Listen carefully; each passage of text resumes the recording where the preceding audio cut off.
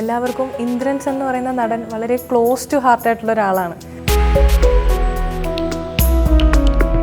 ആ ബാല്യത്തിൽ ഇന്ദ്രൻസിനോട് എന്ത് പറയും? എടാ കള്ളാ, നീ ഇവിടെ തന്നെ ഇരിക്കുവല്ലേ, എന്നെ പിരികേറ്റി അയച്ചിട്ട് എന്ന് ചോദിക്കും.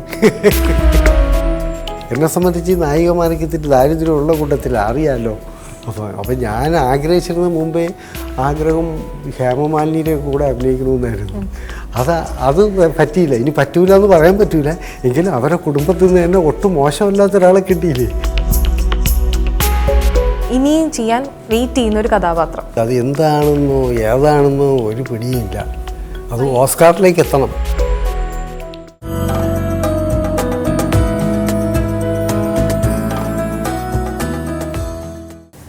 നമസ്കാരം. നാടെങ്ങും അണിഞ്ഞൊരുങ്ങി നിൽക്കുന്ന ഈ ഓണക്കാലത്ത് ജനം TV പ്രേക്ഷകർക്ക് ഏവർക്കും ഹൃദയം നിറഞ്ഞ ഓണാശംസകൾ. മനുഷ്യ ജീവിതത്തിൻ്റെ വിഭിന്ന ഭാവങ്ങൾ സ്ക്രീനിലേക്ക് പകർത്തിയ അപൂർവ കലാകാരൻ, ഹാസ്യത്തിൻ്റെ കടലോരത്ത് നിന്ന് അഭിനയത്തിൻ്റെ ഹിമാലയത്തിലേക്ക് വിനയത്തോടെ നടന്നു കയറിയ വിസ്മയം. സ്വന്തം ജീവിത അനുഭവങ്ങളെ ഇന്ദ്രധനുസ് എന്ന പുസ്തകത്തിലൂടെ പ്രേക്ഷകരുടെ മുന്നിലേക്ക് തുറന്നു വെച്ച മലയാളികളുടെ പ്രിയ നടൻ ശ്രീ ഇന്ദ്രൻസുമായുള്ള ജനം TVയുടെ പ്രത്യേക ഓണ പ്രോഗ്രാം ഓണനിലാവിൽ ഇന്ദ്രധനുസിലേക്ക് ഏവർക്കും സ്വാഗതം.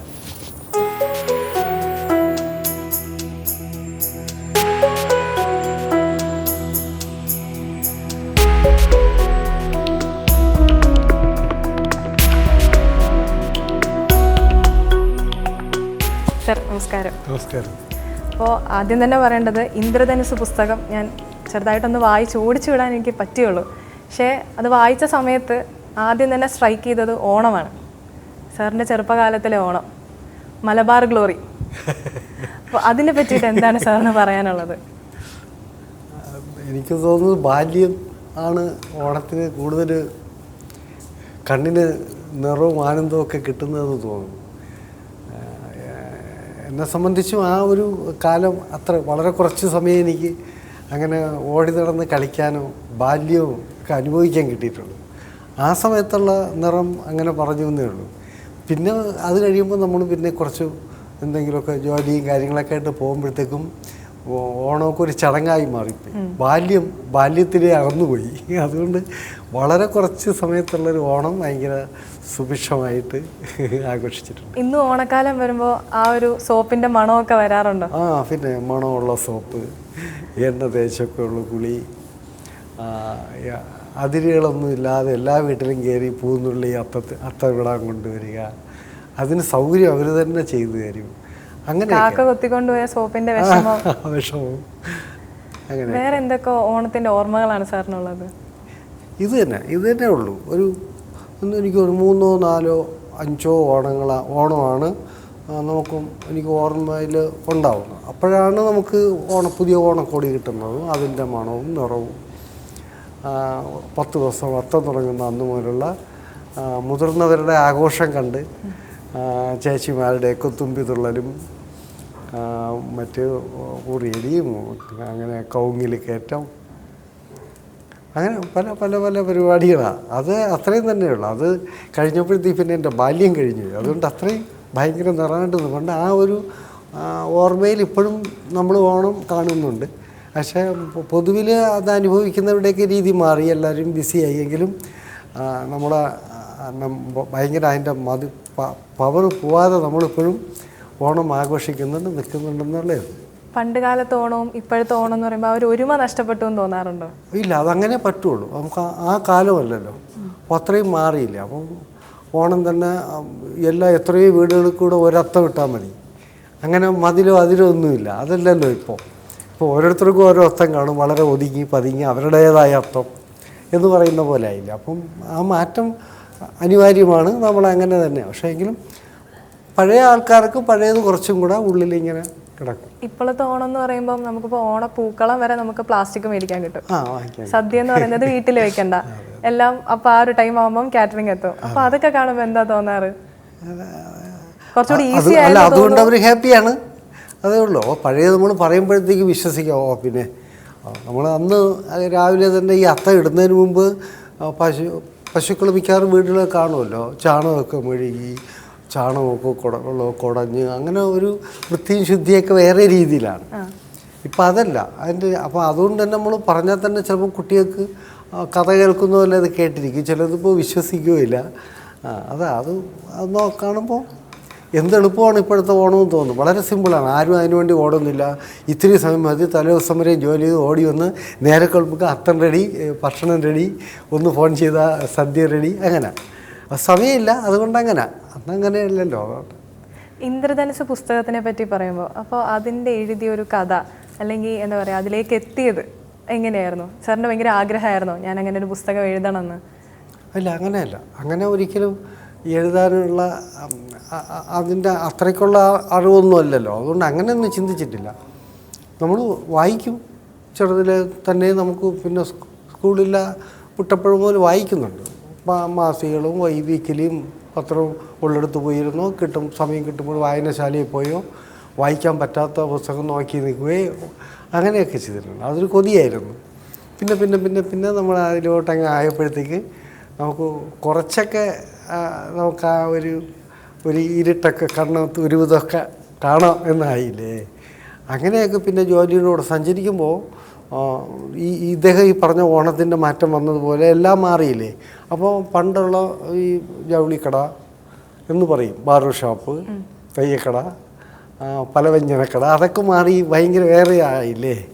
അപ്പോൾ അന്നത്തെ ഒരു അനുഭവം പറയാൻ വേണ്ടിയിട്ട് അന്ന് DC ബുക്സിലെ ഇന്ന് വിളിച്ച രവി സാറൊക്കെ പറഞ്ഞപ്പോഴത്തേക്കും അങ്ങനെ ഒന്ന് ഓർത്ത് വെച്ചൊരു കുഞ്ഞു പുസ്തകം എൻ്റെ ഒരു കൂട്ടുകാരനുണ്ട്, ഷംസുദ്ദീൻ കുട്ടോത്ത് എന്ന് പറഞ്ഞിട്ട് എഴുത്തുകാരൻ. ചേർന്ന് ആളുടെ അടുത്ത് ഞാൻ പറഞ്ഞു, ആളൊരു കടിയും അങ്ങനെ കൂടിയിരുന്ന് ചെയ്തതാണ് സൂചി എന്ന് പറഞ്ഞ പുസ്തകം. അതൊരു ഹരം തോന്നി. പിന്നീട് അങ്ങ് പറഞ്ഞു വന്നപ്പോൾ മതിയായില്ല. അവർ കുഞ്ഞു ബുക്കാ. അപ്പോൾ ഇനിയും ഉണ്ടായിരുന്നു. അന്ന് സമയമില്ലായിരുന്നു അവർക്ക്. അവർ പറഞ്ഞ സമയം പരിമിതമായിരുന്നു. നമ്മൾ തിരക്ക് കഴിഞ്ഞ് ഞാൻ കൂടെ കൂടിയിരിക്കുമ്പോഴല്ലേ ആൾക്ക് പറ്റത്തുള്ളൂ. അങ്ങനെ ആയിപ്പോയി. അതിങ്ങനെ കിടന്നു. പിന്നീട് അതിനെ നന്നാക്കി നമുക്ക് വലുതാക്കി ഈ ഉദ്ദേശിച്ച പോലെ തന്നെ ഭാഷ വിട്ടുപോകില്ല എൻ്റെ അടുത്ത് തന്നെ ചെയ്യാൻ ഷംസുദ്ദീൻ നന്നായി പ്രേരിപ്പിച്ചു. അങ്ങനെ കൂട്ടുകാരെല്ലാവരും നന്നായിട്ട് അങ്ങനെ പ്രേരിപ്പിച്ചപ്പോൾ ആരംഭിച്ചതാണ്. നമ്മൾ ഓണത്തിനെ പറ്റി തന്നെ പറയുകയാണെങ്കിൽ സാർ ഇപ്പോൾ പറഞ്ഞു ബാല്യത്തിലാണ് ആ ഒരു ഓണം ഉണ്ടായിരുന്നത്, പിന്നെ മൊത്തം ഓട്ടവും കാര്യങ്ങളൊക്കെ ആയിരുന്നു. ഇപ്പോൾ എടുത്തു നോക്കിക്കഴിഞ്ഞാൽ സാറിന് ഒരുപാട് ഓണങ്ങൾ സെറ്റിൽ തന്നെ ആയിരിക്കുമല്ലോ ആഘോഷിച്ചിട്ടുണ്ടാവുക. അപ്പോൾ ആ ഒരു അനുഭവങ്ങൾ എങ്ങനെയാണ്? അത് പാതി മനസ്സും വീട്ടിലും പാതി സെറ്റിലും ഒക്കെ ആയിട്ടല്ലേ. എല്ലാവരും അങ്ങനെ തന്നെ. ആ ജോലിയുടെ ഒരു സ്പിരിറ്റുണ്ട്, അത് വേണം. സിനിമയ്ക്ക് അങ്ങനെ ഓണമെന്നും നോക്കിയിരിക്കാൻ നോക്കില്ല, വലിയ ചിലവുള്ളതല്ലേ. എങ്കിലും ഇപ്പം എല്ലാവരും സെറ്റിൽ ക്രിസ്മസും ഓണമൊക്കെ നമുക്ക് ആ ഒരു ദിവസം എത്ര തിരക്കുണ്ട്. സദ്യ ഒരുക്കും നമ്മൾ സദ്യ ഏത് സെറ്റിലും അതൊക്കെ നമ്മൾ ആഘോഷിക്കും. പക്ഷെ വീട്ടിലെത്തുന്നില്ലെന്നേ ഉള്ളൂ. പിന്നെ അത് എങ്കിലും അതങ്ങനെ തന്നെ അത് ശീലമാണ് എല്ലാവരുടെയും. ഇപ്പോൾ സിനിമ സെറ്റുകളിൽ മാത്രമല്ല, ഇപ്പം മലയാളി പ്രേക്ഷകരെടുത്ത് നോക്കിയാൽ പോലും എല്ലാവർക്കും ഇന്ദ്രൻസ് എന്ന് പറയുന്ന നടൻ വളരെ ക്ലോസ് ടു ഹാർട്ടായിട്ടുള്ള ഒരാളാണ്. അതായത് നമുക്കറിയാവുന്ന നമ്മുടെ ഒരു ചേട്ടൻ, ആ ഒരു രീതിയിൽ നമുക്ക് ആർക്കും പേടിക്കാതെ പോയി സംസാരിക്കാം. അങ്ങനെ എന്താ പറയുക, ഭയങ്കര ജാടയൊന്നും ഇല്ല എന്ന് തന്നെ പറയാം. അങ്ങനെ ഒരു നടനായിട്ടാണ് എല്ലാവരും കാണുന്നത്. അപ്പം അതിന് എന്തെങ്കിലും സീക്രട്ട് ഉണ്ടോ? ഭാഗ്യം, അതോ ഗുരുനാഥന്മാരുടെയൊക്കെ അനുഗ്രഹമെന്ന് മാത്രമേ ഉള്ളൂ. ഇത്രയും സിംപ്ലിസിറ്റിയൊക്കെ അതിനായിട്ടൊന്നും തയ്യാറെടുക്കുന്നില്ല. നമ്മൾ ഒന്നും കരുതി കൂട്ടിയല്ലല്ലോ. നമ്മൾ ജീവിച്ചു വന്ന ഒരു സാഹചര്യം, വളർന്നു വന്ന ചുറ്റുപാട്, നമ്മുടെ കൂടെ സഹകരിച്ചവർ, സഹവാസവും ഒക്കെ വെച്ച് നോക്കുമ്പോഴത്തേക്ക് അങ്ങനെയാണ്. പിന്നെ സിനിമ എന്ന് പറയുമ്പോൾ ഭയങ്കര ഒരു വലിയ നിറം പിടിച്ചൊരു വലിയ ലോകമല്ലേ. അവിടെയൊക്കെ ചെന്നെത്തുക അക്കാലത്ത് സാധ്യമല്ല. അപ്പോൾ ഒരു സാധാ തയ്യക്കാരന് അവിടെ അങ്ങനെ ഒരു സ്പേസ് ഉണ്ടെന്ന് നമ്മളെ എങ്ങനെയും കൂട്ടുകാർ വഴി അറിയുകയും അതിലൂടെ കയറിപ്പെട്ട അന്നും ഇന്നും ഏത് തൊഴിലിനും അപ്പിയറൻസ് ഒരു പ്രധാനമാണ്. ഇച്ചിരി ആളെടുപ്പൊക്കെ ഉണ്ടെങ്കിൽ പണിയെത്ര അറിഞ്ഞുകൂടെങ്കിലും രക്ഷപ്പെട്ടു പോകും. അതില്ലെങ്കിൽ അവൻ എത്ര കഷ്ടപ്പെട്ടാലും അവൻ തെളിയിക്കണം, ഞാൻ നല്ല ജോലിക്കാരനാണ്, അല്ലെങ്കിൽ ഞാൻ നന്നായിട്ട് എന്തെങ്കിലും കാര്യത്തിൽ സഹകരിക്കുന്നവനാണ് തെളിയിക്കാൻ വലിയ പാടാണ്. അപ്പോൾ എന്നെ സംബന്ധിച്ച് നന്നായി ജോലി ചെയ്തവരും പോലെ അവർക്ക് ഇഷ്ടം തോന്നണം, അവരിഷ്ടക്കാരനാവണം, എന്നിട്ട് ജോലിയിലൂടെ എനിക്ക് അവരെ കീഴ്പ്പെടുത്താൻ പറ്റുള്ളൂ. അങ്ങനെ പോയതാണ്. അപ്പോൾ ഞാൻ എപ്പോഴും കുനിഞ്ഞ് നൂർന്ന് കയറി പോയ ഒരാളാണ്. അപ്പോൾ എനിക്ക് നൂരാൻ പറ്റത്തില്ല. അങ്ങനെ ഇന്ദ്രൻസ് എന്ന് പറയുന്ന നടന് നാടകമായിട്ടുള്ള ബന്ധം എങ്ങനെയാണ്? നാടകം കുഞ്ഞിലേ ഉള്ള ഈ പറഞ്ഞ നമ്മൾ നാട്ടുകാര്യം പോലെ തന്നെ വായനശാലകളൊക്കെ ഞാൻ പറഞ്ഞല്ലോ, അന്ന് അങ്ങനെയാണ്. ഒരുപാട് വായനശാല, പത്രം എല്ലാ വീട്ടിലും വരുത്തലുണ്ടാവില്ല. വരുന്ന വീട്ടിലെ പത്രം അവിടെ നിന്ന് വായിച്ചു തീരായിരിക്കും അടുത്തവിടെ നീനും പറഞ്ഞു വിട്ട് എടുപ്പിക്കാൻ. അങ്ങനെയൊക്കെ ഉള്ള കാലമല്ല. അപ്പോൾ വായനശാലകൾ ഇഷ്ടം പോലെയുണ്ട്. അതുപോലെ അതിനെ സംബന്ധിച്ച് തന്നെ അതിൻ്റെ വാർഷികം അല്ലെങ്കിൽ ഒരു ആർട്സ് ക്ലബ്ബുകളുണ്ടാവും. അപ്പോഴൊക്കെ ഇത്തരം കാര്യങ്ങളാണ് ഓരോ കലാപരിപാടികളല്ലേ കൂട്ടുകാർ കൂടി ചിട്ടപ്പെടുത്തൽ. അപ്പോൾ അത് കണ്ട് വളർന്നത് കൊണ്ട് തന്നെ അതിൻ്റെ കൂട്ടത്തിൽ ചേർന്ന് നമ്മളതിലേക്ക് എത്തിയതാണ്. കോസ്റ്റ്യൂം ഡിസൈനിങ് ചെയ്തിരുന്ന സമയത്ത് നിന്ന് പെട്ടെന്ന് അഭിനയിക്കാൻ ഒരു ചാൻസ് കിട്ടിയപ്പോൾ ഈ നാടകം ഭയങ്കരമായിട്ട് ഹെൽപ്ഫുൾ ആയെന്ന് തോന്നിയോ? ആണ്. നാടകം എന്തുകൊണ്ട് നാടകം ഈ പെൺകുട്ടികളൊക്കെ ഡാൻസ് കളിക്കുന്ന പോലെ തന്നെ നാടകമായാലും എന്ത് ചെയ്താലും അത് നമ്മളിലുണ്ടെങ്കിൽ പിന്നെ പരിസരം ശ്രദ്ധിക്കില്ലല്ലോ അധികം. നമുക്കറിയാമല്ലോ നമ്മുടെ ഉള്ളിലൊരു ടാലൻ്റ് അതാണ്, ഒരു അസ്ഥി നിൽപ്പുണ്ട് അങ്ങനെ. അപ്പോൾ അതുണ്ടെങ്കിൽ നമുക്ക് പിന്നെ അവർക്ക് വഴക്കിയെടുക്കാണ്, അല്ലെങ്കിൽ സംവിധായകനോ അല്ലെങ്കിൽ എഴുത്തുകാരനോ ഒക്കെ അവരുദ്ദേശിക്കുന്ന രീതിയിൽ നമ്മളെ വളച്ചോ തിരിച്ചോ കൊണ്ടുപോകാൻ എളുപ്പമാണ്. അപ്പോൾ എന്നെ സഹായിച്ചിട്ടുണ്ട് ഒരുപാട്. നാടകം അങ്ങനെ സഹായിക്കുന്നതിന് മുമ്പ് നമുക്ക് സ്വപ്നം കാണാൻ പഠിപ്പിച്ചു, കുറേ മോഹിപ്പിച്ചു, നമ്മളെ കുറേ കൊതിപ്പിക്കുകയല്ലേ അഭിനയം നാടകം എന്ന് പറയുമ്പോൾ. അപ്പോൾ അവിടേക്ക് എത്താൻ യോഗ്യത ഇല്ലായിരുന്നിട്ടും പിടിവിട്ടു പോകാതെ നിൽക്കണമെങ്കിൽ ആ ഒരു ജ്വാല ഉള്ളിൽ കിടന്ന് നമ്മളെ ശല്യപ്പെടുത്തുന്നുണ്ടാണ്. അതാണ് അങ്ങനെ ആയിരിക്കണം. ഇല്ലെങ്കിൽ പിന്നെ എനിക്ക് ഇപ്പോഴും ശരിക്കും പറഞ്ഞാൽ ആദ്യമായിട്ടാണെങ്കിൽ എനിക്കൊന്നും ഒരു ക്യാരക്ടർ തരുമൊന്നുമില്ല ഇപ്പോഴും. അതൊക്കെ ശാരീരികമായിട്ട് നടനെന്നൊക്കെ നടനോ നടിയെന്നൊക്കെ പറയുമ്പോഴത്തേക്ക് എല്ലാവരും പറയും ഇപ്പം സിമ്പിൾ ആർക്കും അഭിനയിക്കാൻ ഇപ്പം അങ്ങനെ മാറിയിട്ടുണ്ട്. അല്ലെങ്കിൽ അതിൻ്റേതായ യോഗ്യതയൊക്കെ ഉണ്ട്, അങ്ങനെയൊക്കെ തന്നെ ഉള്ളൂ. ശ്രീനേട്ടൻ പറയുന്ന പോലെ നമ്മളെങ്ങനെയോ ശ്രീനേട്ടനൊക്കെ ഫൈറ്റ് ചെയ്ത് വന്നതാണ്, പഠിച്ചു വന്ന ആളാണ്. അപ്പോൾ അതൊന്നുമില്ല, അതൊക്കെ കണ്ട് അവരുണ്ടാക്കിയിട്ട ചെറിയ വിടവിലൂടെയൊക്കെ നമ്മൾ രക്ഷപ്പെട്ടു പോകുന്നതിൽ. ഇനി സിനിമകളുടെ കാര്യം എടുത്ത് സംസാരിക്കാനാണെങ്കിൽ എനിക്ക് തോന്നുന്നു വന്ന എല്ലാ പടങ്ങളുടെയും ഹിസ്റ്ററി എടുത്തു കഴിഞ്ഞാൽ സംസാരിക്കാൻ ഒരുപാടുണ്ടാവും. ഈ ഒരു സെഗ്മെൻ്റ് ഒന്നും പോരാതെ ആവുമെന്ന് എനിക്ക് തോന്നുന്നുണ്ട്. കാരണം കോസ്റ്റ്യൂം ഡിസൈനിങ്ങിനെ പറ്റി പറയാൻ ഒരുപാടുണ്ടാവും, ആക്ടിങ്ങിനെ പറ്റി പറയാൻ ഒരുപാടുണ്ടാവും. പക്ഷെ എനിക്ക് എടുത്ത് ചോദിക്കാനുള്ളത് ഭദ്രൻ സാറായിട്ട് വർക്ക് ചെയ്ത എക്സ്പീരിയൻസ് ആണ്. അപ്പോൾ സ്പടികത്തിൽ ഭദ്രൻ സാറിൻ്റെ കോസ്റ്റ്യൂം ഡിസൈനർ ആയിരുന്നല്ലോ. അപ്പോൾ ഭദ്രൻ സാർ എന്ന് പറഞ്ഞാൽ നമുക്കറിയാം ഭയങ്കര പെർഫെക്ഷനിസ്റ്റാണ്, എല്ലാ കാര്യത്തിലും പെർഫെക്ഷൻ വേണം, ഒരു വിട്ടുവീഴ്ച ചെയ്യാത്ത ആൾ. അപ്പോൾ ആ ഒരു എക്സ്പീരിയൻസ് എങ്ങനെ ഉണ്ടായിരുന്നു?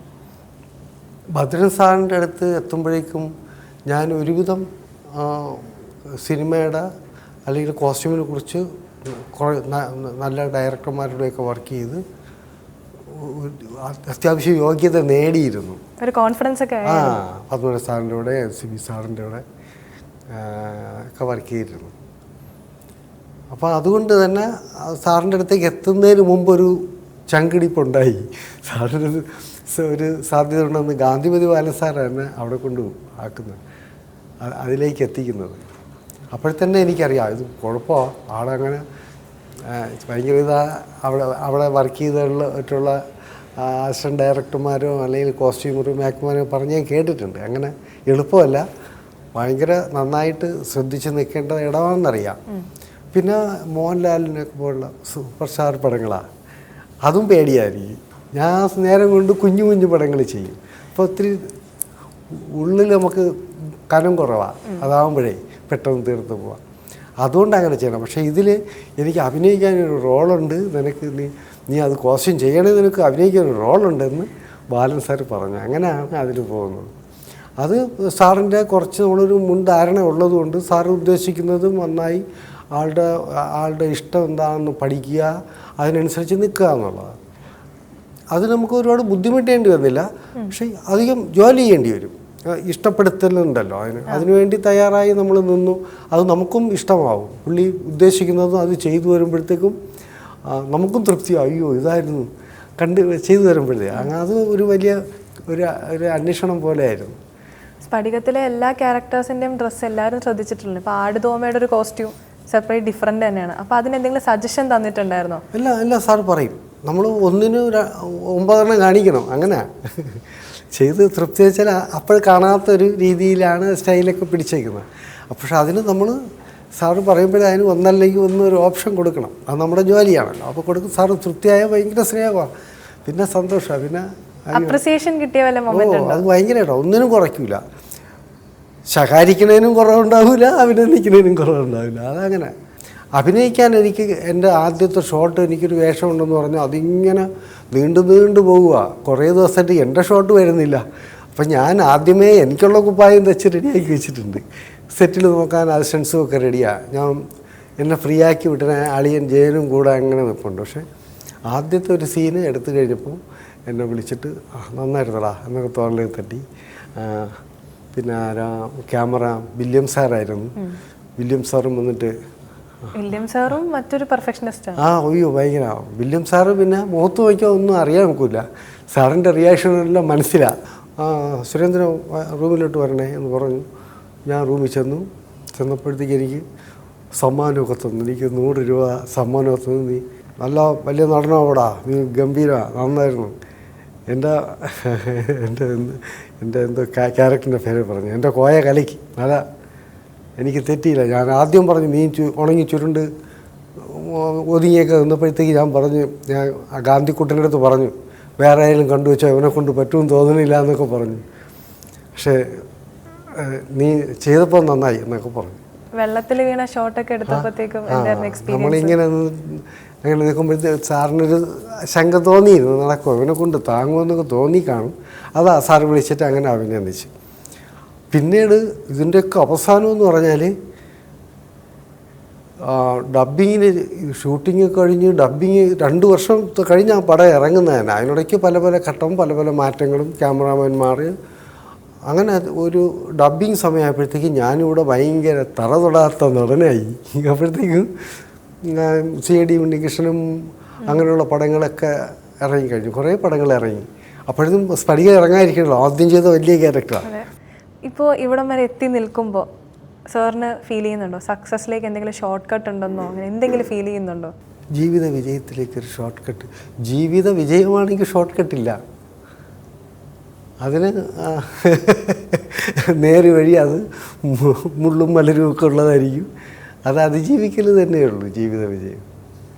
ഈ എക്സ്പീരിയൻസ് ചോദിക്കുകയാണെങ്കിൽ തന്നെ സൂര്യ സാറായിട്ടുള്ള വർക്കിംഗ് എക്സ്പീരിയൻസ് എങ്ങനെയായിരുന്നു? കറുപ്പ് മൂവിയുടെയൊക്കെ നമ്മൾ ഭയന്ന് മാറി നിൽക്കുന്നതല്ലേ.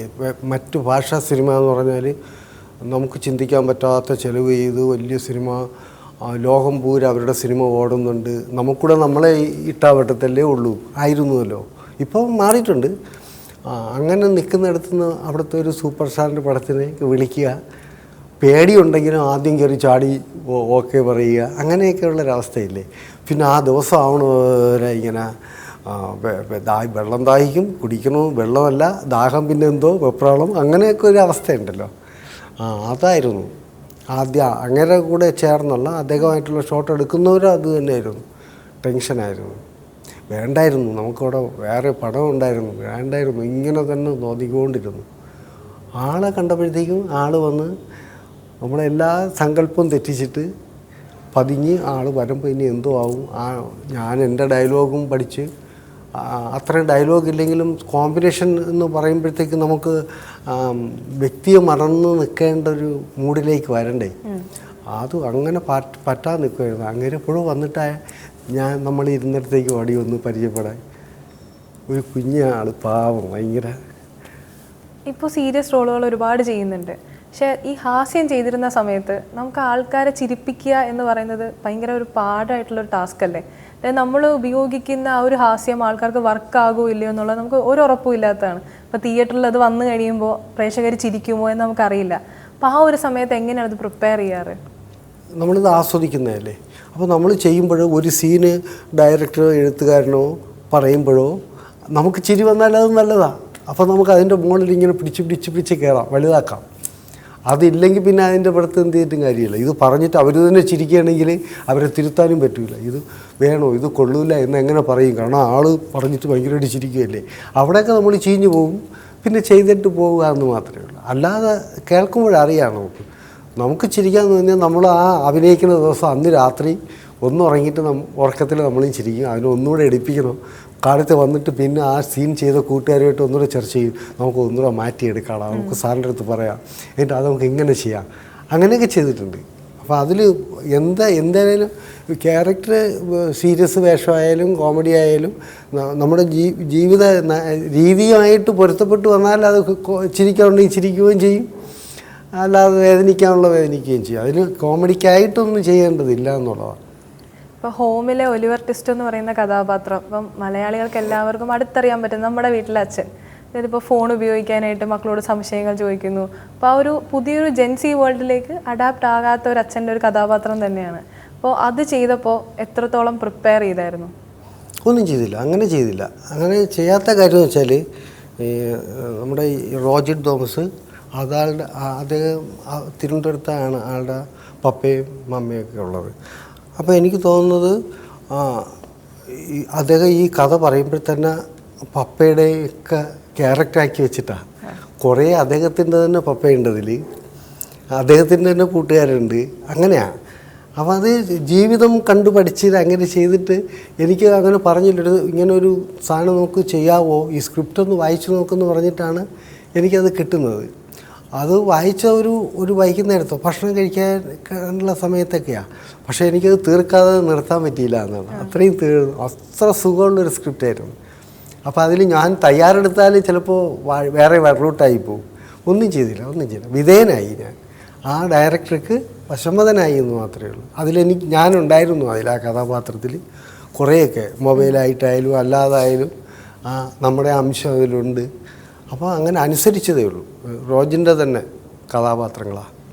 സാറിന് ഇപ്പോൾ ചെയ്യാൻ ഇഷ്ടമുള്ള ഒരു കഥാപാത്രം, ഇനിയും ചെയ്യാൻ വെയിറ്റ് ചെയ്യുന്ന ഒരു കഥാപാത്രം, അതെന്തായിരിക്കും? ആ കഥാപാത്രത്തിന് ഞാൻ കാത്തിരിക്കും. അത് എന്താണെന്നോ ഏതാണെന്നോ ഒരു പിടിയില്ല. ഓസ്കാറിലേക്ക് എത്തണം. ഓസ്കാർ അതിനെ പറ്റിയൊരു കഥാപാത്രം നോക്കിയിരിക്കുക. ഫൈറ്റൊക്കെ ഭയങ്കരമായിട്ട് ചെയ്യണമെന്നൊക്കെ ആഗ്രഹമുണ്ടോ?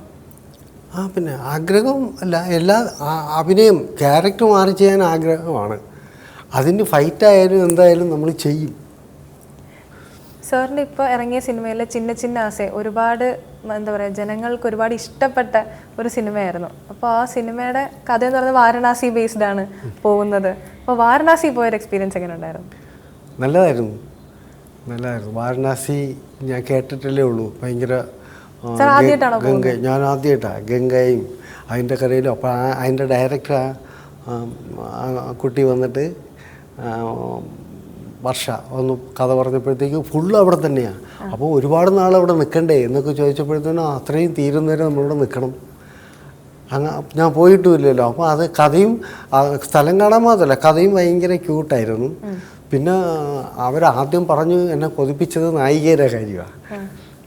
അവരാണ് അഭിനയിക്കണമെന്നൊക്കെ പറഞ്ഞപ്പോഴത്തേക്ക് പിന്നീട് എനിക്കൊരു ആശങ്ക ഉണ്ടായിരുന്നു. സമയമാകുമ്പോഴത്തേക്ക് ഞാൻ കൂടെ ചോദിക്കുകയും ചെയ്യും.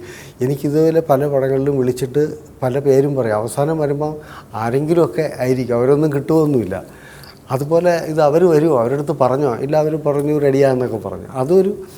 ഒരു ഇഷ്ടം തോന്നി. കാരണം വെച്ചാൽ മുതിർന്നവരുടെ കഥയാണ്. അപ്പോൾ പ്രായം കൊണ്ടും ഏതാണ്ട് എന്നെപ്പോലെ അവരും അത്രയും പ്രായമുണ്ട്.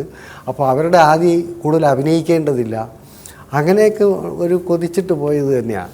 എന്നെ സംബന്ധിച്ച് നായികമാർക്ക് ഇത്തിരി ദാരിദ്ര്യമുള്ള കൂട്ടത്തിൽ അറിയാമല്ലോ. അപ്പോൾ ഞാൻ ആഗ്രഹിച്ചിരുന്ന മുമ്പേ ആഗ്രഹം ഹേമമാലിനിയുടെ കൂടെ അഭിനയിക്കണമെന്നായിരുന്നു. അത് പറ്റിയില്ല. ഇനി പറ്റൂല എന്ന് പറയാൻ പറ്റൂല. എങ്കിലും അവരെ കുടുംബത്തിൽ നിന്ന് തന്നെ ഒട്ടും മോശമല്ലാത്ത ഒരാളെ കിട്ടിയില്ലേ, അതിൻ്റെ ഒരു ആവേശത്തിലായിരുന്നു. പിന്നെ പടം വിജയിക്കുകയും ചെയ്തു. അപ്പം നമ്മൾ ഓണം പോലെ എനിക്ക് നേരത്തെ ഓണം വന്നു. ഈ വാരണാസിയിൽ പോയതുകൊണ്ട് ചോദിക്കുകയാണ്. വാരണാസി എന്ന് പറയുമ്പോൾ നമ്മൾ എല്ലാവരും കാണുന്ന ഒരു പ്രത്യേക ഒരു ലൈഫാണ് അവിടെ എല്ലാവരും കാണുന്നത്.